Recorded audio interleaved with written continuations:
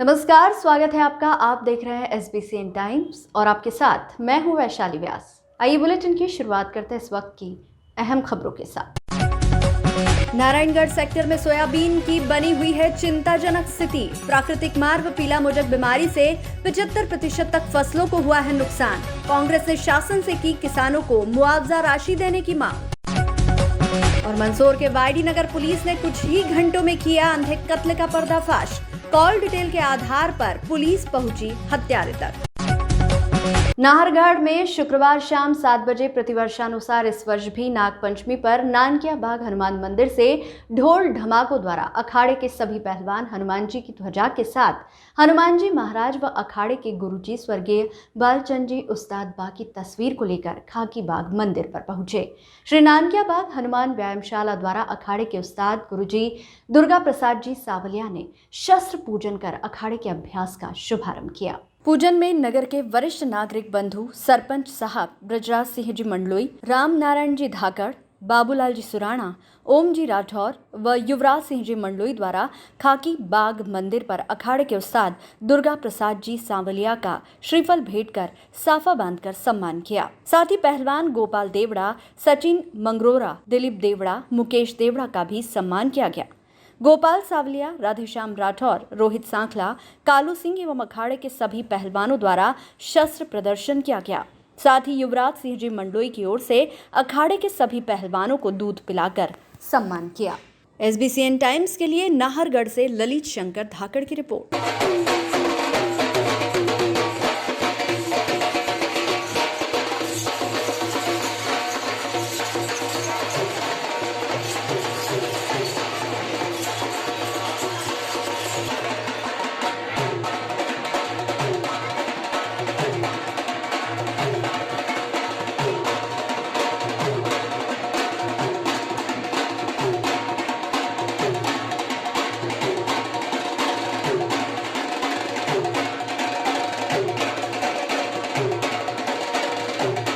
Narayangarh sector में soybean की फसल की स्थिति अच्छी नहीं है। नारायणगढ़ व आसपास के गांव में किसानों की सोयाबीन की फसल फूलन से बर्बाद हो गई है।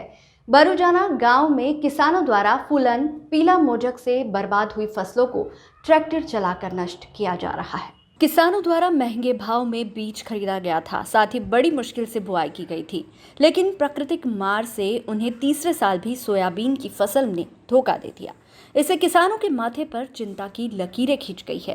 किसानों के मुंह तक आया निवाला छिन गया। यहाँ स्थिति ऐसी है कि क्षेत्र में लगभग 75 से 80% तक फसल खराब हो चुकी है। कांग्रेस द्वारा शासन से मांग की गई है कि क्षेत्र में फसल का तत्काल सर्वे कराकर किसानों को मुआवजा फसल बीमा का लाभ दिलवाया जाए। SBCN टाइम्स के लिए नारायणगढ़ से रमेश पेंटर की रिपोर्ट।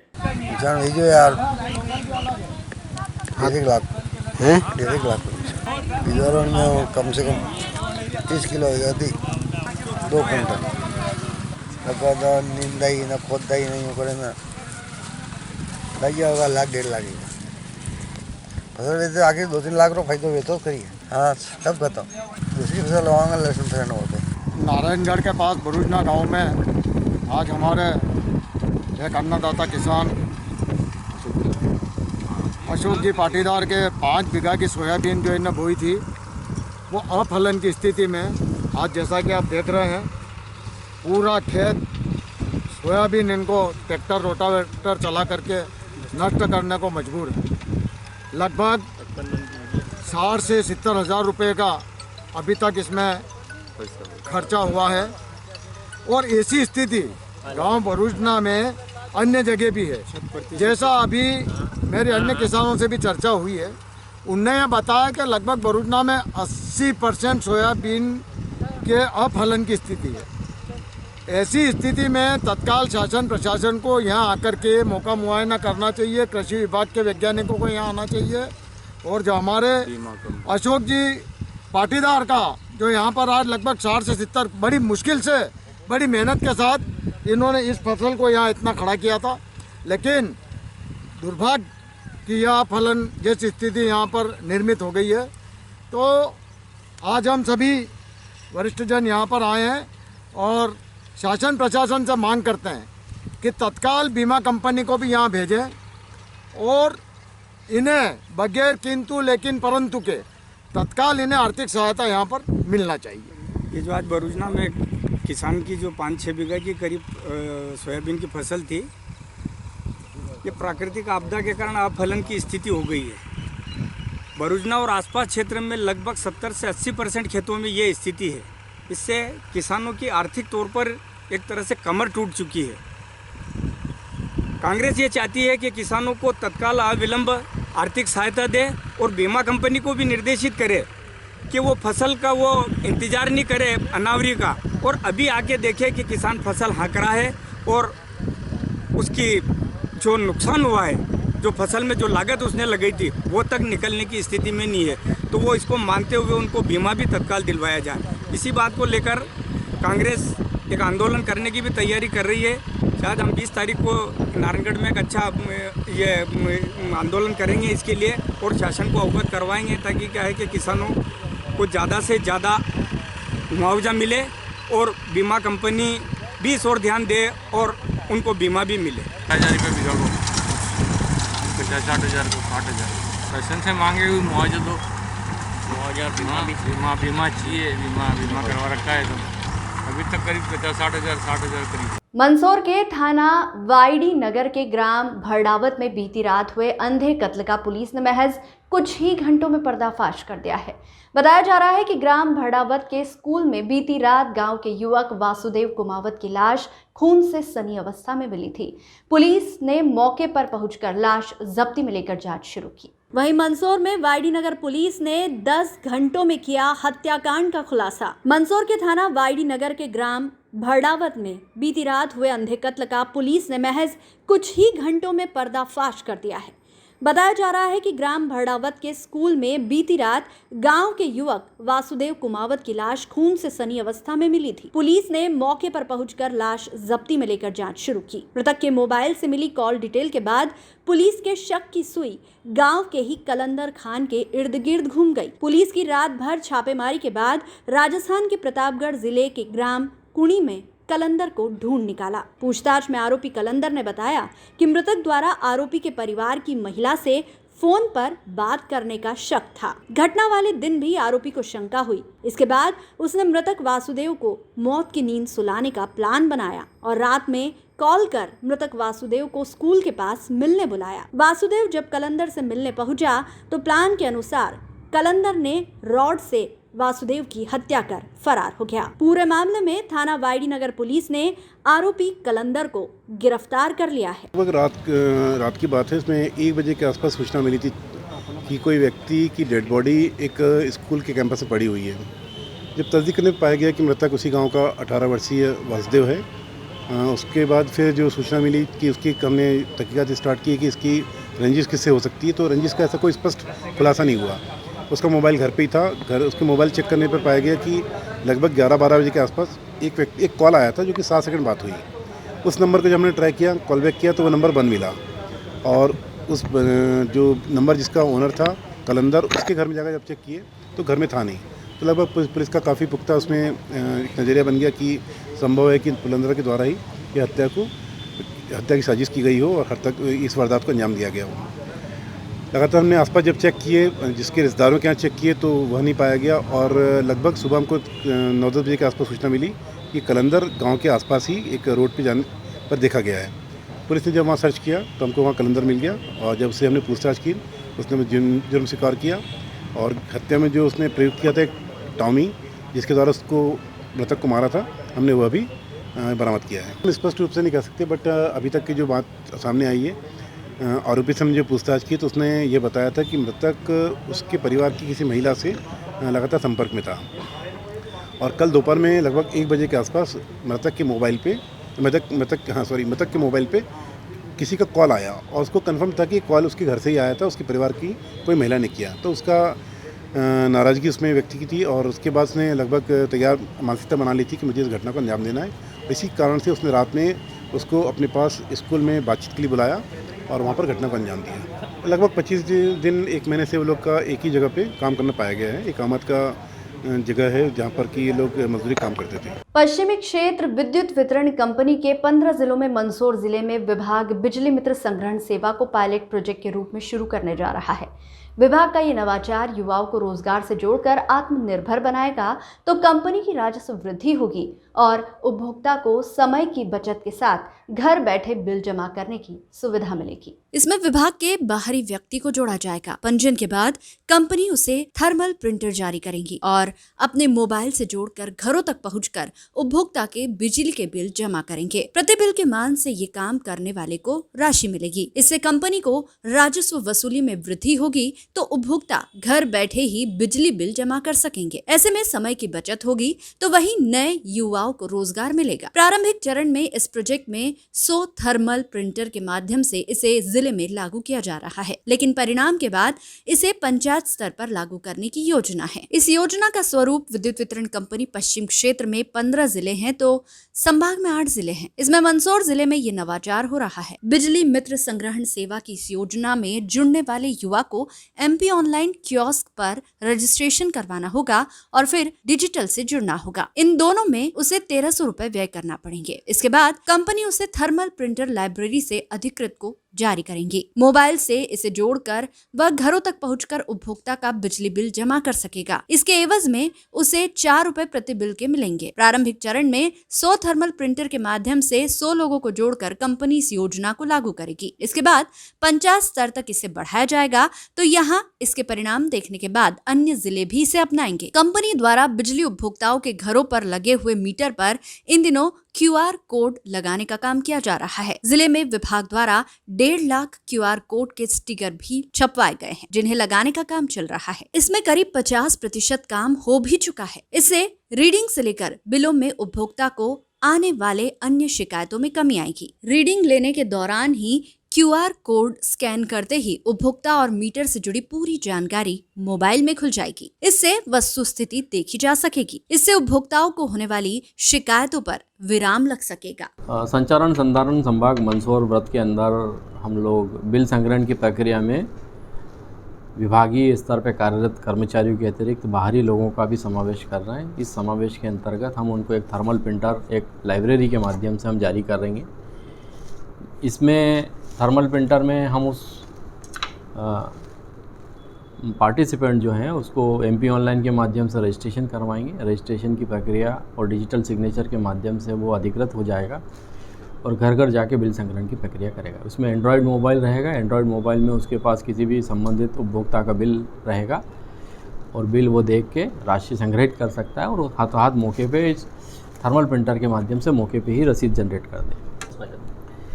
ये बिजली मित्र संग्रहण सेवा के नाम से इसको जाना जाएगा और इसमें विभाग को ये रहता है कि जैसे हम लोग हर जगह हमारे पास इतने संसाधन नहीं है कि हमारे घर पे हम 100% उपस्थिति दर्ज कर लें, लेकिन इसके माध्यम से हमारे पास अन्य स्रोतों से भी बिल संग्रहण की प्रक्रिया में जो युवक शामिल होंगे तो उस माध्यम से हमारी हर घर पे पहुंच बढ़ जाएगी और हमारा जो बिजली संग्रहण का जो नंबर स्टाफ काउंट जिसको हम बोलते हैं उसमें निरंतर बढ़ोतरी होगी। राजस्व संग्रहण की भी बढ़ोतरी होगी और साथ में जो संग्रहण करता है उसको प्रति बिल 4 रुपये का बोनस दिया जाएगा। तो हम लोग अभी प्रारंभिक स्तर पे 100 थर्मल प्रिंटर के माध्यम से अभी लॉन्च कर रहे हैं और इसका जैसे जैसे इसका रिस्पांस आएगा उसका विस्तार करते जाएंगे और हम ये चाह रहे हैं कि हर गांव में या हर पंचायतों में हमारी उपस्थिति दर्ज हो, जिससे हमारी बिजली संग्रहण की प्रक्रिया में भी वृद्धि हो, साथ ही एक अच्छा सामाजिक संदेश और रोजगार का सृजन जो शासन की मंशा है उसके अनुरूप विभागीय संलिप्तता के साथ हम इसमें करना चाह रहे हैं। बुलेटिन में यहाँ रुकेंगे एक छोटे से ब्रेक के लिए। आप बने रहिए हमारे साथ।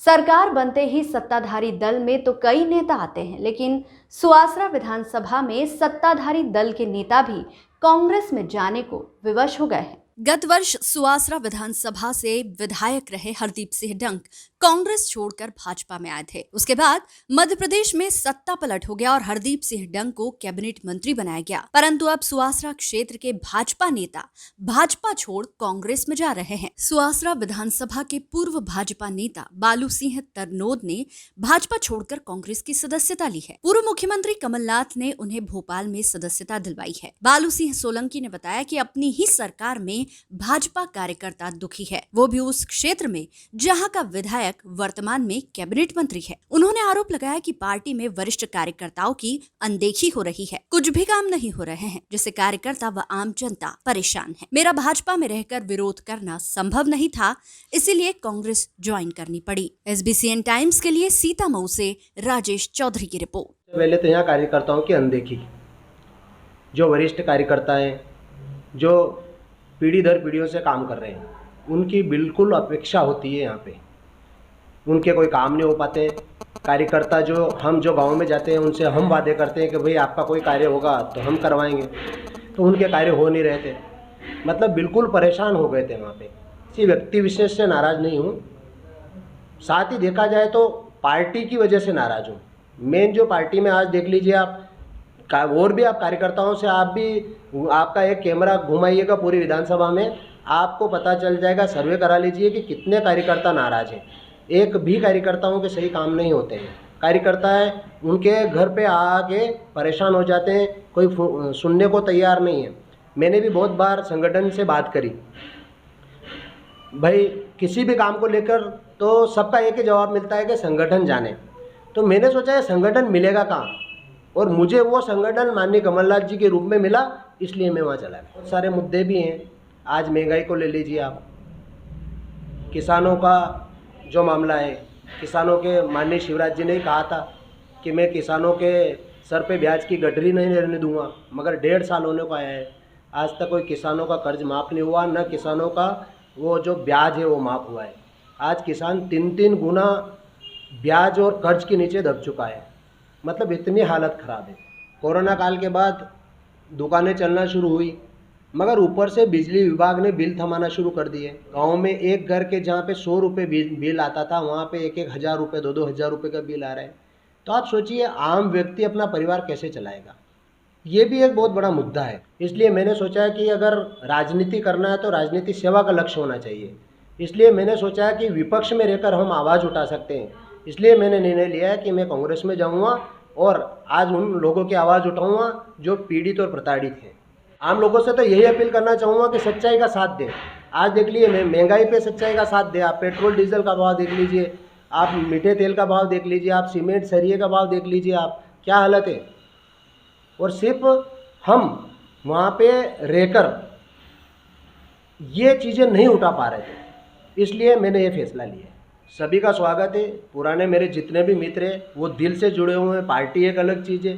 जितने भी मेरे साथी भाजपा के हैं वो भी मेरे दिल से जुड़े हुए, और जितने भी कांग्रेस के कार्यकर्ता मुझसे जुड़ेंगे मैं उनका भी स्वागत करता हूं। बहुत बहुत धन्यवाद। रेडीमेड गारमेंट एसोसिएशन नीमच के द्वारा अपने संगठन के 4थे स्थापना दिवस के अवसर पर नीमच जिला चिकित्सालय में कार्यक्रम का आयोजन किया गया।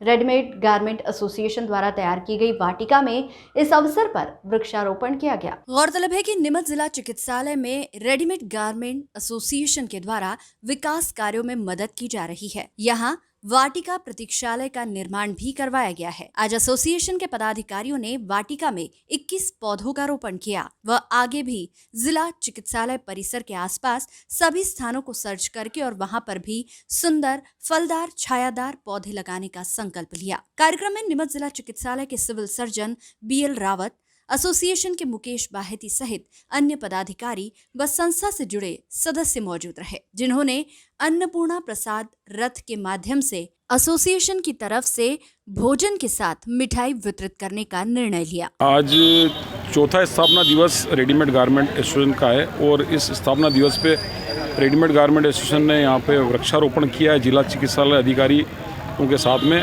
और ये जो रेडीमेड गारमेंट एसोसिएशन ने एक प्रकल्प किया था वाटिका का, उसका पूर्ण से पूर्ण सदुपयोग हो रहा है।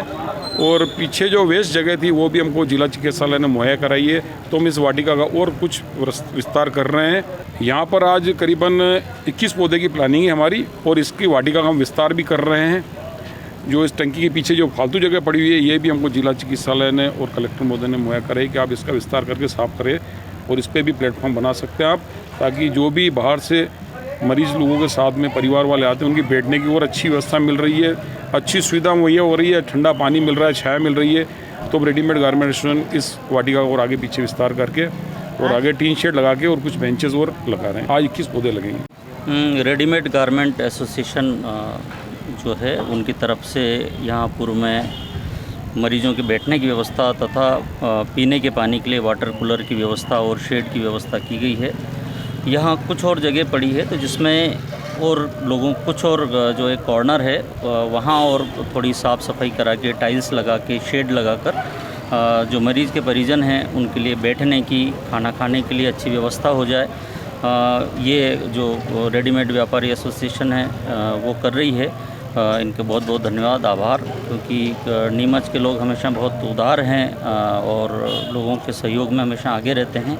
ये उसी का एक उदाहरण है कि कपड़ा जो रेडीमेड कपड़ा व्यापारी हैं वो ये जिला अस्पताल को ये सहयोग प्रदान कर रहे हैं। इनका बहुत बहुत धन्यवाद। शुक्रवार दोपहर को नीमच कृषि उपज मंडी में व्यापारी संघ प्रतिनिधि नवल मित्तल ने जानकारी देते हुए बताया कि 14 अगस्त शनिवार को बैंक अवकाश, 15 अगस्त को स्वतंत्रता दिवस और रविवार 16 अगस्त को श्रावण मास का अंतिम सोमवार होने के कारण नीमच कृषि उपज मंडी बंद रहेगी। इस दौरान नीलामी कार्य नहीं होगा। साथ ही उन्होंने किसान भाइयों से अपील की है कि वे अपनी उपज लेकर नीमच कृषि उपज मंडी में उक्त दिनांक में न आए। अवकाश तो रूटीन वर्क में है, कल सैटरडे का है, सेकंड सैटरडे होने से बैंक बंद रहती है, इसलिए हमारी मंडी बंद रहती है।